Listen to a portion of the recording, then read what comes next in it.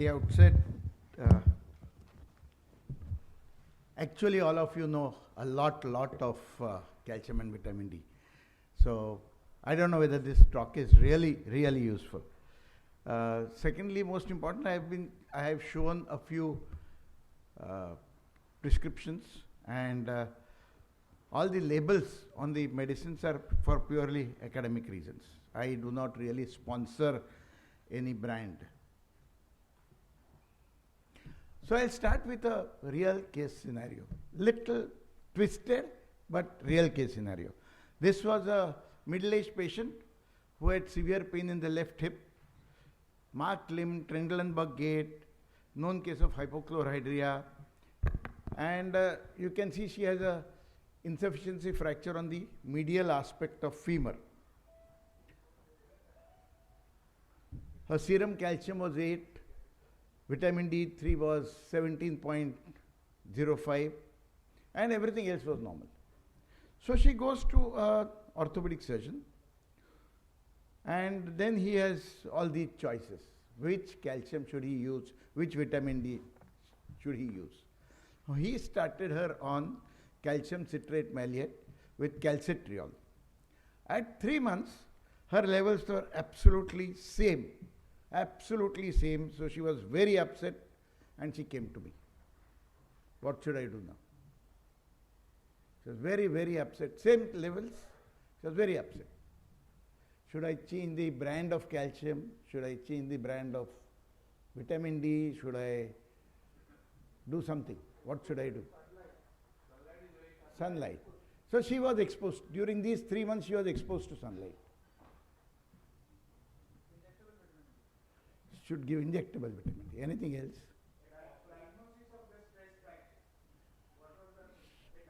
So her vitamin D levels were very low. No, nothing else. All the other investigations were normal. No. See, alendronate fractures would be on the lateral side. So this was a medial fracture. So definitely osteomalacic fracture. What should I do? Sorry? Normal. Yes, please.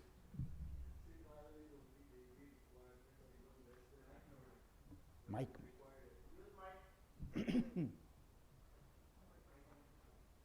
Mic. Okay, just speak loudly then.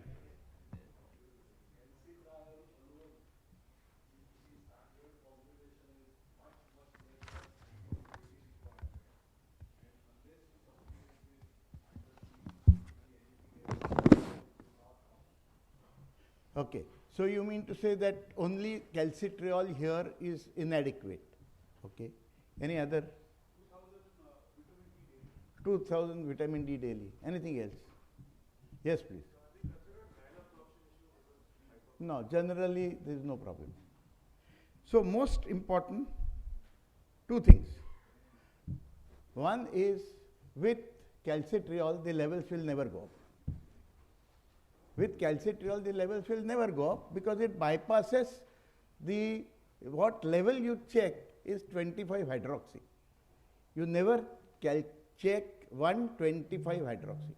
All the standard vitamin D levels that are measured are 25 hydroxy. So with calcitriol or 1 alpha, the levels don't go up. But still, the patient had improved very well. So she had come to me only because the levels were low. She was upset only because of that. Otherwise, she was absolutely comfortable. So there is no problem. Anything else? I specifically mentioned hypochlorhydria. So anything related to the calcium? Calcium requires an acidic environment for absorption. Right. Now, that is why this surgeon had given her calcium citrate maleate. And calcium citrate maleate has no effect it doesn't need acid. So other calciums need acid. So if patient has a hypochlorhydria, you need to give calcium, citrate. Carbonate needs acid. So in short, carbonate is probably the Best in the sense it has maximum calcium, 40%. However, it needs gastric acid. And gastrointestinal discomforts are common with carbonate. While citrate contains just half of calcium, but it is better absorbed, GI disturbances are less, and it does not need acid. So citrate and citrate maleate you can give if patient complains of lot of burning, diarrhea, gastric discomfort with carbonate, then you can switch over to citrate. Now the other calcium preparations like gluconate or lactate generally have much less calcium, but they are given only when these first two cannot be given for whatever reason or they are not tolerated well. So this is where she improved very well, the fracture united. So I said, okay, अच्छा है, first class, fracture is united, there is no problem. And so I said, continue till vitamin D levels normalize, and they will never normalize, obviously. So at 6 months, she met an endocrinologist, and she said, "Arey, kya baat karta hai? You cannot continue vitamin D like this. Why?" She was so comfortable.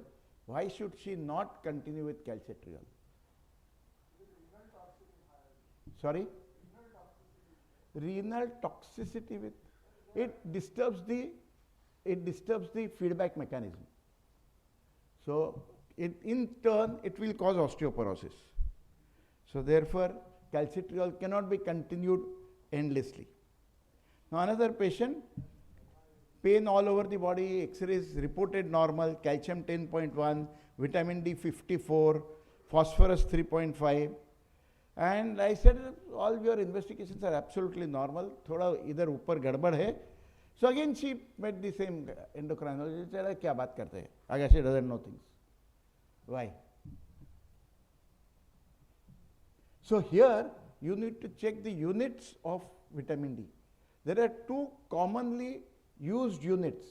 One is nanograms per ml and second is this, n mole per liter.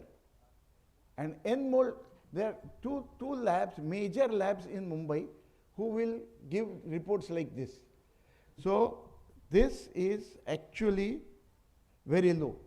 54 n mole is 18 nanogram per liter. So that's very, very low vitamin D. So you always check the units. And we know that 125 is the most active one, which is produced by kidney, which is a hormone, which is not it is manufactured by kidney in response to calcium and PTH level, and therefore it is not generally checked.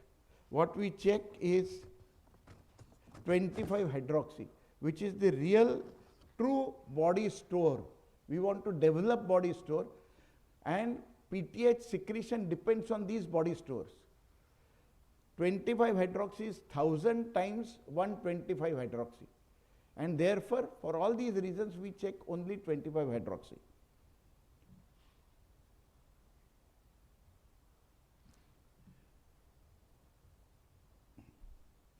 So these 1 minute, okay. So calcium homeostasis we all know. That is why we should not give active vitamin D supplements all through our life unless patient has kidney problem or liver problem. But otherwise normal individuals, we should give active supplements only for a month or two till their symptoms settle, and then switch over to regular cholecalciferol, Sasta or Masta. Some tips: carbonate best taken with food, citrate can be taken with or without food. Divided doses if you need to give more than 1000 milligrams. Avoid with oxate, phytates, high fiber foods, then generally to be taken before bed. antibiotics like tetracycline and fluoroquinolones don't get absorbed properly with calcium. Cardiovascular diseases, more and more evidence that incidence of cardiovascular disease is more if you give calcium supplement for a long time. There are many wage calcium supplements available.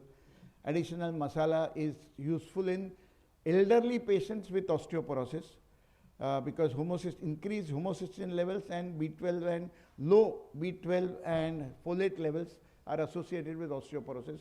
So it's best to supplement. Vitamin K2, deficiency is more common in Japanese and Koreans, but now in the recent studies, even Indians do have low K2, and which leads to osteoporosis, and therefore people say that K2 supplements are useful. I think I'll just skip this. So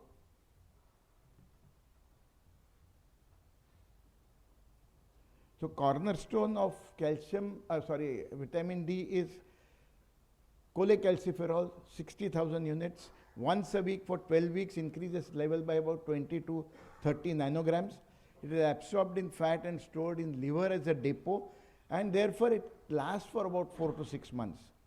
But symptomatic relief takes time, and therefore active vitamin D, giving active vitamin D for first month or so is useful. But half-life is only 24 hours, and there is a risk of hypercalcemia if you give calcitriol for a longer time, and it disturbs the normal feedback mechanism. Thank you, friends.